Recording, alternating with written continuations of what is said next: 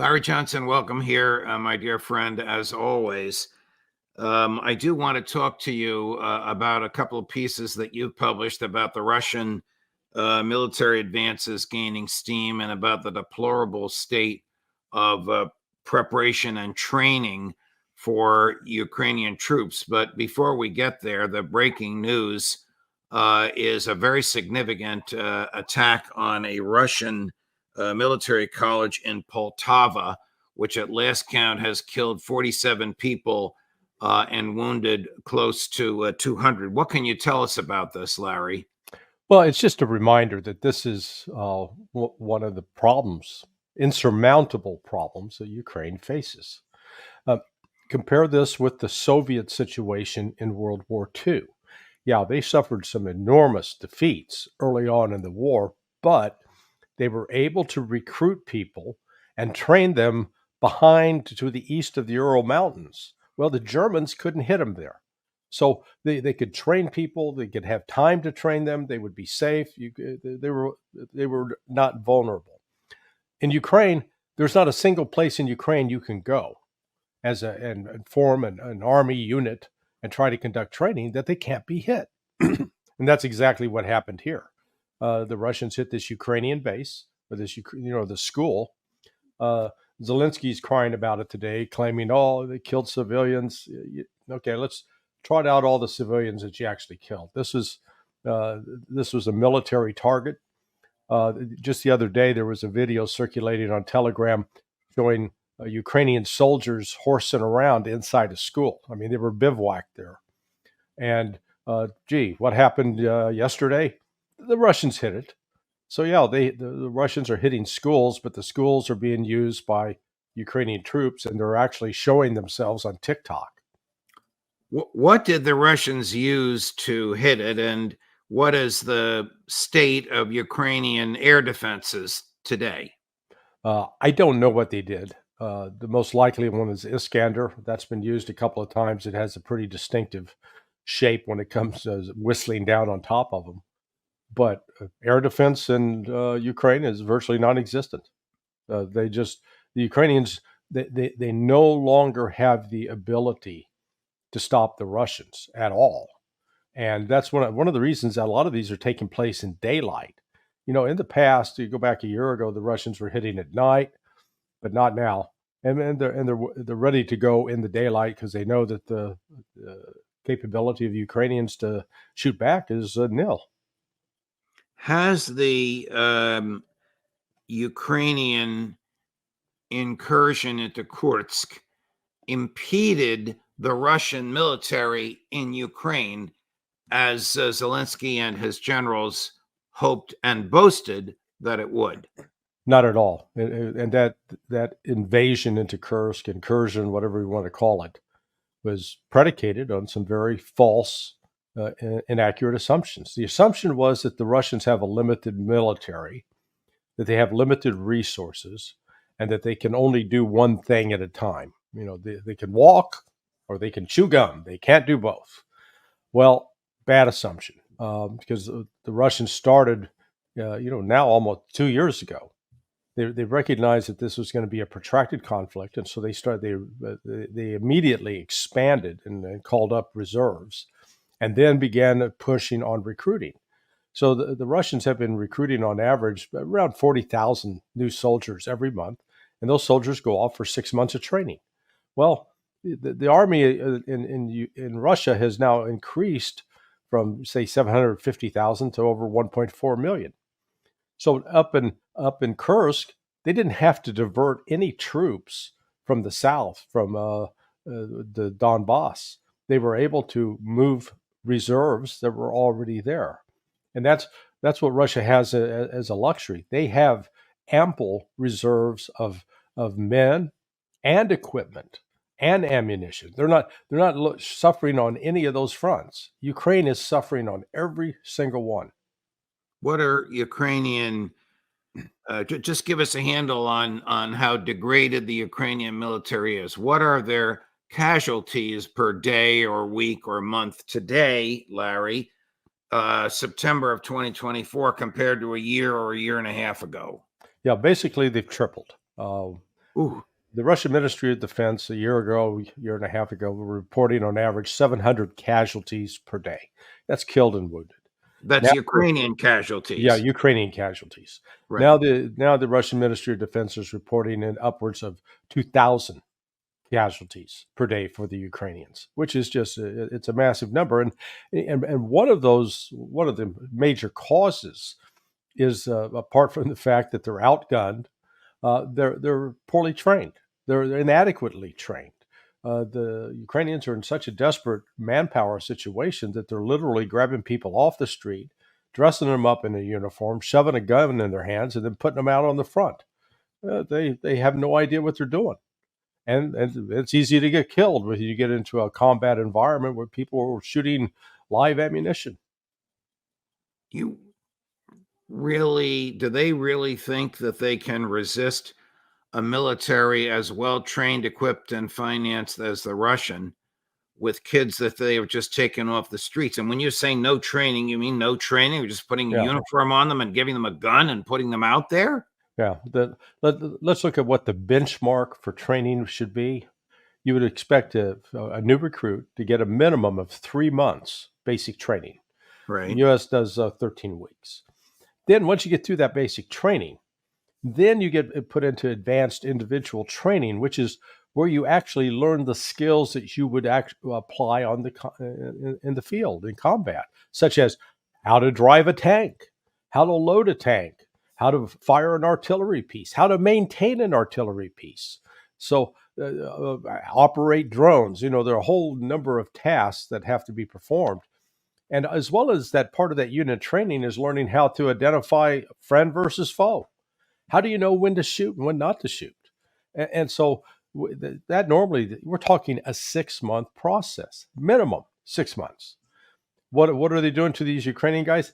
They're grabbing them and they're literally taking them to a collection point. They may have a week total of quote instruction. Now, this is Mm. how you put on your uniform. This is how you tie your shoes. Here's a gun. Here's the rifle. Here's how you load the magazine. That's about it. And then wham! Next thing you know, they're out there on the front line, and it's just that deficit in training is showing up. I was shocked yesterday to see a video put out by the Institute for the Study of War. This is General, one of the General Keene's Oh, so outfits. it's put out either by the U.S. Defense Department or by the military-industrial complex if Jack Keane is running it. Yeah, I mean they've been pure propaganda all along, and Victoria Nuland's sister, I think, or a brother or brother-in-law who runs the place. But they put out a video yesterday saying, yeah, this poorly trained troops who are also tired. They're causing most of the casualties. They're causing a large number of the casualties among the Ukrainians. They're shooting their own. Are you telling us there's friendly fire because they're shooting at their own people, obviously by Yeah, mistake? yeah, absolutely. And you got to wonder, why call it friendly fire? It's not a very friendly thing if bullets coming straight between your eyes. That's the opposite of friendship. But they are being killed. It's blue on blue, or in this case, blue and yellow on blue and yellow. How They much are, longer can this last, Larry? you know, 2,000 a day. How many troops do they have left? They've already lost more than 500,000. yeah. And Andrei Martyanov, who I think he's got a better grasp on the numbers. He thinks it's well in excess of 1 million dead. So I mean, it's a horrific figure. Uh, I don't see how they last to the end of the year, candidly, because it's coming apart very rapidly now, and they're in desperate straits to try to figure out what to do. But there's nothing that they can do right now to turn this around. Just like when you looked at how fast the Soviets were collapsing in the face of a Nazi invasion back in 1941, they still had reserves that they could call up and train, and they could have reserves that were in a protected area. Ukraine doesn't have that. They don't have a supply of men 18 to 30 years of age that they can then call up and put into training bases inside Ukraine where they're going to be able to train and not be killed. like it happened at Poltava, as we talked about at the top of your show. So with that's the real Achilles heel. It doesn't matter that there's limitations on artillery, not enough inventory in the West. Same for ATACMS, same for Patriot missiles. The West has been exposed as an empty shell too. That we just do not have the industrial capability to sustain one of these modern day warfare actions. And so, but at the heart of it, you still got to have trained personnel out there. And we're not just talking about training people, putting them through a 6-month course. When they get to the front, are they with experienced non-commissioned officers, sergeants of, various ranks, that from just a first sergeant up to master sergeant, within all of that, do you have people who are some grizzled veterans that can say, okay, kids, let's show you what not to do and what to do? They don't have that. So Ukraine across the board has just suffered devastating losses, and there is no way now to stem that in any foreseeable time frame. Are there even people to do the training of these forces? You mentioned grizzled senior NCOs, non-commissioned officers. The NCOs are the background or the backbone of any infantry. We all know that. Yes. Are these people around? Are they still alive? Are they still available to the Ukrainian military? There's a few, but they're becoming fewer every day. And so one of the ways that they've coped with the training, there are some units that get trained, but they get taken out. They're trained in Poland or Romania or Germany or the United Kingdom, which sounds like, that's okay, except if you're a unit that was trained in Poland and you're coming together with a unit that was trained in Germany or the United Kingdom, I guarantee you have not been trained at the same standard, trained in the same way. Yeah, there were some similarities, sure, but each country has sort of a unique perspective on how they do things. Just as an example, something as simple as if you have a semi-automatic pistol and you're going to load the magazine. In the United States, what we do is we put our finger on the rounded part, and that's how we do it. In the United Kingdom, they do it the exact opposite way. And one of my buddies is a retired SAS who was showing me, this is quicker, mate. So something as simple as that you have those kinds of differences. And then when you get into a battle, all of a sudden, those differences can kill you. Let's switch gears and look at this from the Russian side. This war has been going on for 2.5 years. That's as long as the United States was involved in World War II. Do you think Putin has any regrets about the slow pace of it, or do you think this was planned all along? I don't think they planned to go this long. They've adjusted their plans as events have unfolded. They early on really thought that they could get a negotiated settlement. I think there was a failure on the part of Russian intelligence at the outset, who had apparently convinced Putin that they had things wired in Kiev, that they would surrender, that they would come to a negotiated deal. They didn't count on the West being this desperate to try to destroy them. But that's the dark cloud. The silver lining here is it really has freed Russia and freed Putin from more than a decade of perceived dependence on the West. They warned the United States and NATO back in 2008. Putin did very clearly that, hey, don't expand NATO and certainly do not bring in Georgia or Ukraine. And the West ignored it. And then when the West conducted the coup in 2014 in Kiev, in the Maidan, again, it was a sign of the West's intent to subvert and ultimately challenge Russia. Yet in both of those situations, the Russians didn't push back hard. They did not rise up and go for a military solution. It's been now over the course of the last 2.5 years, the Russians, I think they finally come to the realization we're going to have to militarily defeat the West. This is no longer something that can be handled through negotiations. Part of it, I guess, they were sort of made immune or inoculated during the Cold War, because during the Cold War, when Russian pilots were helping Vietnamese shoot down U.S. pilots, and in that war, we still talked. Russian leaders, U.S. leaders talked and actually negotiated substantive arms control agreements. Right. Not now. There is no conversation. And the conversations have gone just sort of in the opposite direction.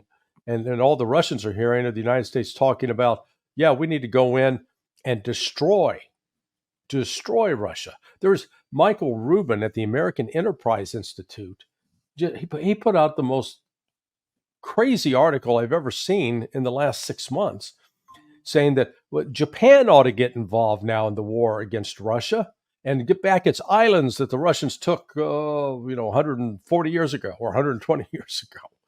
And I mean, they're treating Russia as this aggressive imperialist power that has been attacking countries around the world. That's simply not true. That's been the United States. That's us. This is called projection. Yet, this only solution that's being proposed by people, whether it's Lindsey Graham or these think tank types, is war with Russia. And the Russians have made it clear, we're rethinking our nuclear doctrine to figure out when and if we'll have to use it preemptively, because the West seems convinced and committed to trying to destroy us. All right, so here's what General Christopher Cavoli said this morning in Sweden. He, of course, is the supreme Allied commander. The scale of the war is out of proportion with all our recent thinking, but it is real, and we must contend with it. The implication is that while soft power diplomacy and economic measures favored by some allies in recent years have a role, being skilled with tanks, artillery, and all manner of firepower must take precedence to defend against Russia. Yeah. Hey, it's the 3-year-old kid with a hammer. Everything's a nail, and everything has to be hit with that hammer. And where has it brought us as a country in terms of the United States? Has it made us more secure? The only thing it's really done is it's made certain stockholders in General Dynamics, Lockheed Martin, et cetera, very wealthy. They've made a lot of money. It's made generals who have played along with the system and then gotten out, made them comfortably wealthy, or to quote Pink Floyd, comfortably numb. So what we're looking at here is a failure to recognize that we are on a collision course and nobody's grabbing the steering wheel or trying to put on the brakes, say stop. We're accelerating towards destruction.